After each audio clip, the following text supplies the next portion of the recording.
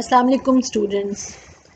Today we will study the histological structure of the gastrointestinal tract, that is the alimentary tract. The tubular digestive tract is a continuation of the oral cavity. Here you can see it is a continuation of the oral cavity. It is 9 meters long. Four morphologically distinct parts are there. Number one is esophagus, number two is stomach, three is small intestine, four is large intestine.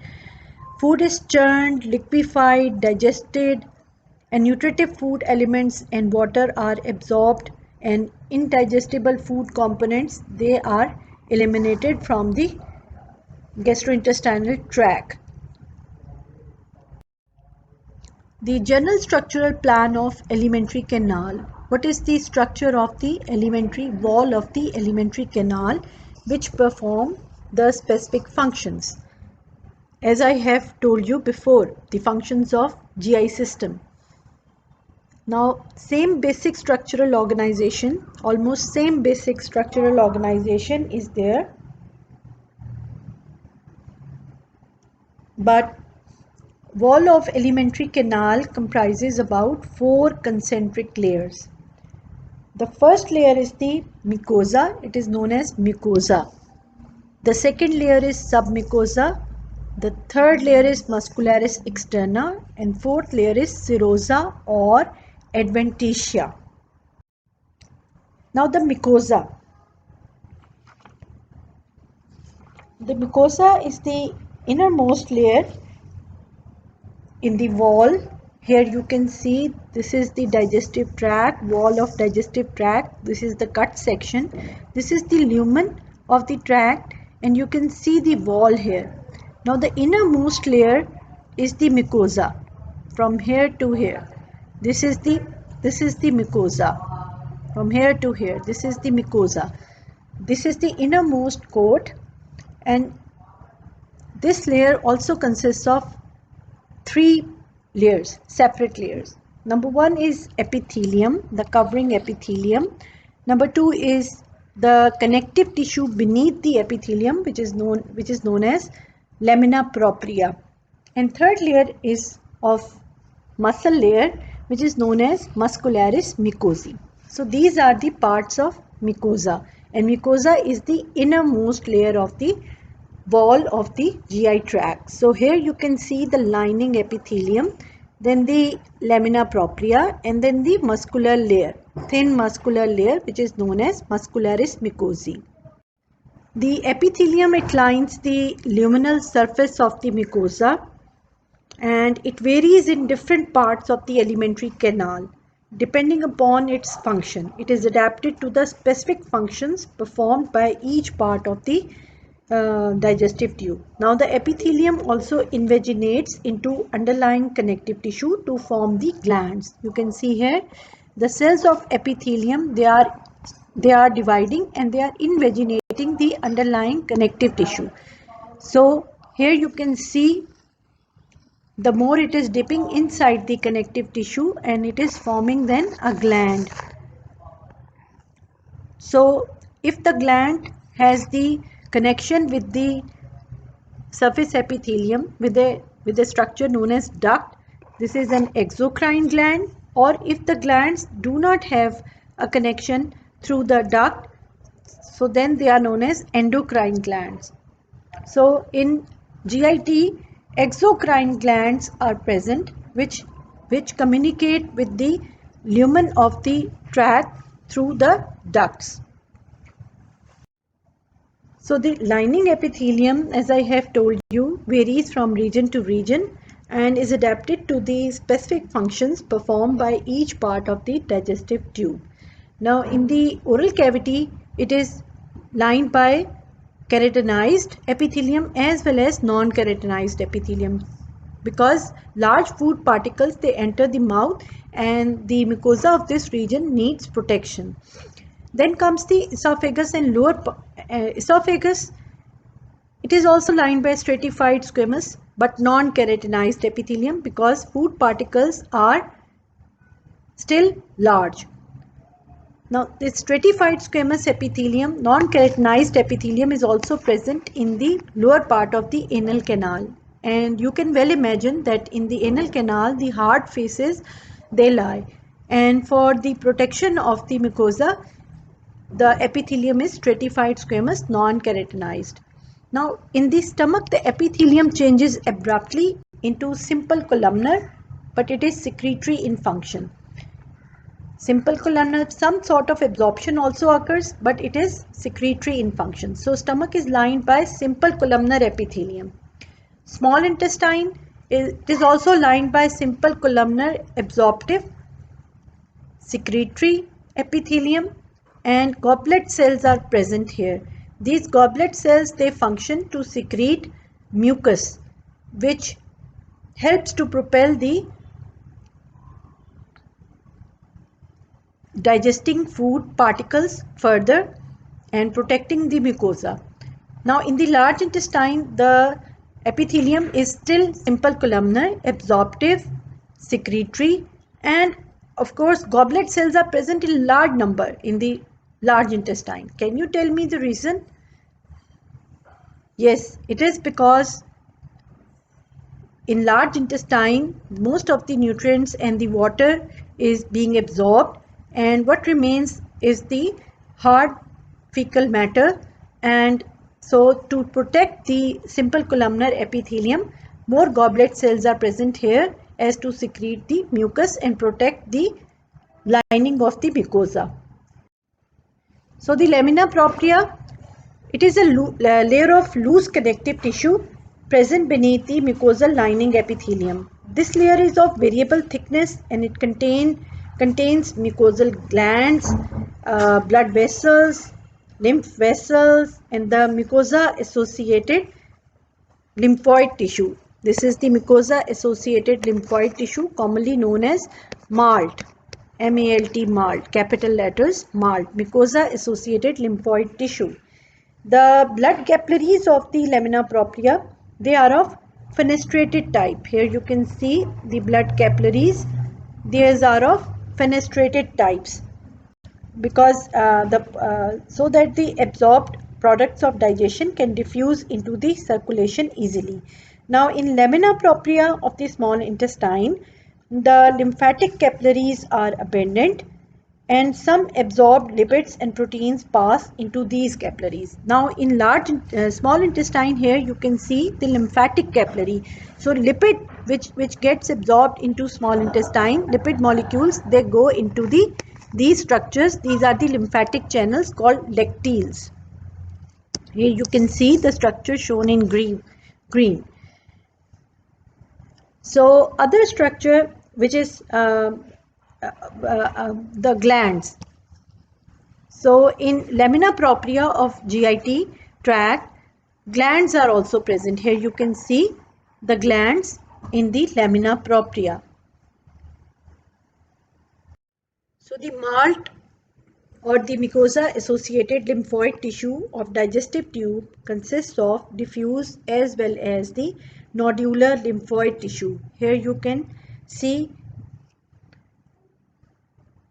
Now, what is the function? You are familiar with the lymphoid tissue in the form of the spleen, lymph node, thymus, or the tonsil. The lymphoid tissue is also present in the lining of the GI tract. The mucosa associated lymphatic tissue serves as an immunologic barrier against those ingested antigens that manage to penetrate the mucosal epithelium from the lumen of the digestive tube. Now, these are the bacterial antigen which enter through the food particles. Now, in the lamina propria of the region of GIT, that is the ileum, the part of small intestine, the lymphatic nodules are aggregated to form masses of considerable size. Here you can see this is the section of ileum, histological section of ileum, and this is the mucosa. And in lamina propria, you can see the large lymphatic nodules which are present here in the form of Peyer's patches. So these roughly oval masses, these are known as Peyer's patches. Single nodules are also present along the lining of GIT, but aggregated lymphoid tissue, aggregates of lymphatic nodules are present in the region of ileum, which is known as the Peyer's patches. Peyer's patches. So Peyer's patches are the aggregates of lymphatic nodules. You can appreciate the nodules with the germinal centers. And these are also present in the appendix. You know very well the appendix, the part of the large intestine which often gets infected because it is a blind-ended tube and food particles enter here and stay there and causes the stasis, causes the bacteria to create infection there. So the vermiform appendix has also got large aggregates of lymphatic nodules. So muscularis mucosa, the last layer in the mucosal layer, the muscularis mucosae, it forms the boundary between the mucosa and the submucosa. It consists of thin layer of smooth muscle in which the muscle fibers are arranged as two concentric layers. So it consists of thin layer of smooth muscles, and muscles are arranged in the form of two concentric layers. The inner layer, the smooth muscle fibers are circularly arranged, while in the outer layer they run longitudinally. Now contraction of this smooth muscle layer causes independent local movement and folding of the mucosa. By this mechanism, it facilitates the digestion and the absorption process. So here you can see the muscularis mucosae. It is very thick layer in the esophagus. Here you can see a thick layer of smooth muscle, inner circular, outer longitudinal in the muscularis mucosae of the esophagus. Here is the epithelium. This is the lamina propria, and this is the muscularis mucosae. So it forms the boundary between the mucosa and the submucosa. Now comes the submucosa. The submucosa is a layer of dense irregular connective tissue that lies between the mucosa and muscularis externa. The muscular layer, the next muscular layer, the submucosa lodges comparatively large blood vessels that send branches to the mucosa and muscularis externa. The submucosa also contains lymphatic vessels, and it also contains a nerve plexus which is known as Meissner's plexus. Now no glands are present in the GI tract, in the submucosa of GI tract, except two regions, the esophagus and the duodenum. So these organs, they have got glands in the submucosa, in their submucosa. Here you can see the mucosa, and this is the submucosa, and you can appreciate the gland. This is the picture of duodenum, and you can appreciate the glands in the mucous glands in the submucosa, and this is the muscularis externa layer.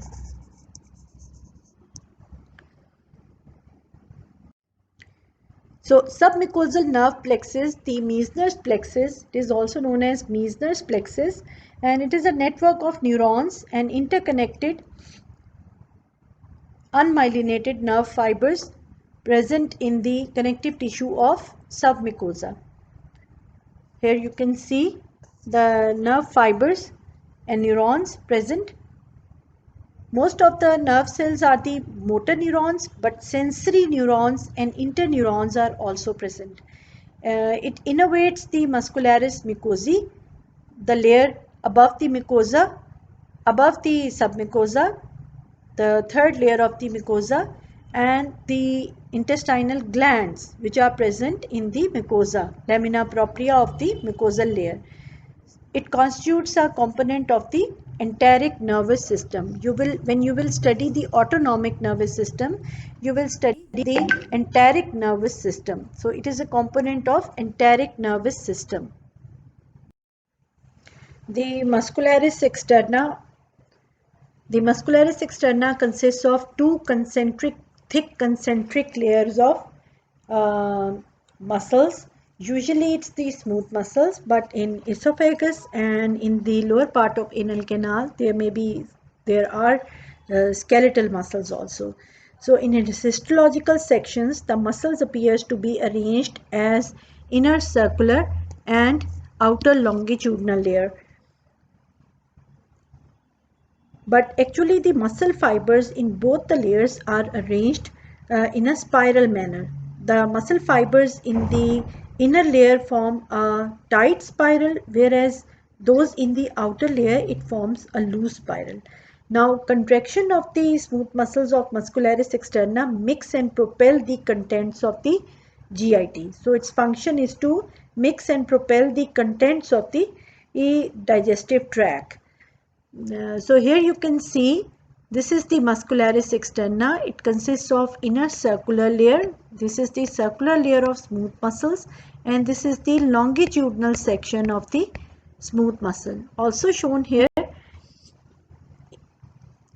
in the longitudinal section of the gut, you can see the mucosa, the submucosa, and the circular layer, inner circular and outer longitudinal layer. The arrangement of muscles in inner circular and outer longitudinal layer. Now the contraction of the inner layer of the muscularis externa constricts the gut lumen, whereas the contraction of the outer layer shortens the gut and widens the lumen. So this rhythmic contractions of the muscle layer of muscularis externa produces waves of contraction in the wall of digestive tube, which are called peristalsis. So you can see here the food is propelled and digested.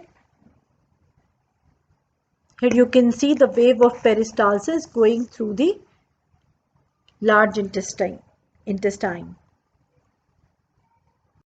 So at some locations along the digestive tube, the basic muscle pattern in muscularis externa is modified by increase in the circular layer of smooth muscle, and such localized thickenings of circular smooth muscles are known as sphincters. So you can see here at the pyloroduodenal junction, that is the junction between the stomach and the duodenum, a thickening of the inner circular layer of the smooth muscle in the muscularis externa produces a sphincter which is known as pyloric sphincter. Now between the two smooth muscle layers of muscularis externa is found a nerve plexus known as myenteric plexus or Arobeck's plexus.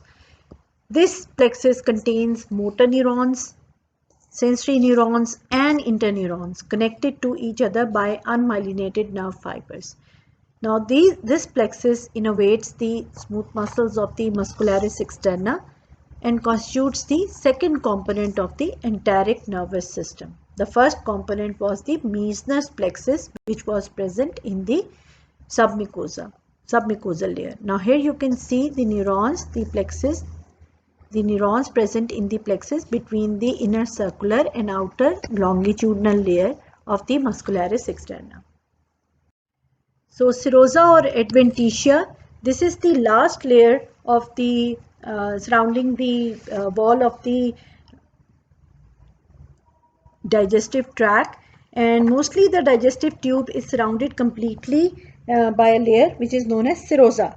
Now this serosa consists of a layer of simple squamous epithelium known as mesothelium and a thin layer of loose connective tissue underlying the mesothelium. Now this serosa is actually the visceral layer of peritoneum. This peritoneum you will be studying in the gross anatomy of the digestive tract. Like the pleura in the lungs, the peritoneum is the same like the pleura in the lungs or the pericardium in the heart. The serosa contains variable amount of adipose tissue, the amount being very high in obese persons. Large blood vessels, lymphatics and nerves of digestive tube run in the serosa. Now here you can see that this is the parietal layer of the peritoneum, and this is the visceral layer of the peritoneum, which is completely encircling the viscera. So when this occurs, the viscera is known as intraperitoneal, while when the peritoneum covers the viscera just on the anterior surface, it is known as retroperitoneal. So in the gross anatomy class, you will study when you will study the organs of the GIT, that some organs are intraperitoneal and some are retroperitoneal. So some parts of digestive tubes are not covered by the serosa at all. For example, the thoracic part of the esophagus and the anal canal, and some parts are partially covered by serosa, that is the duodenum, ascending colon, descending colon and rectum. Now all surfaces of the digestive tube are not covered by serosa. They are covered by a layer of only connective tissue, which is known as adventitia. The adventitia also conducts large blood vessels, lymphatics and nerves of the digestive tube. It blends with the adjacent connective tissue and thus serves to bind specific parts of the GI tract to the abdominal wall. I hope at the end of lecture you are able to understand the general structural microanatomy of the wall of GI tract. Thank you so much.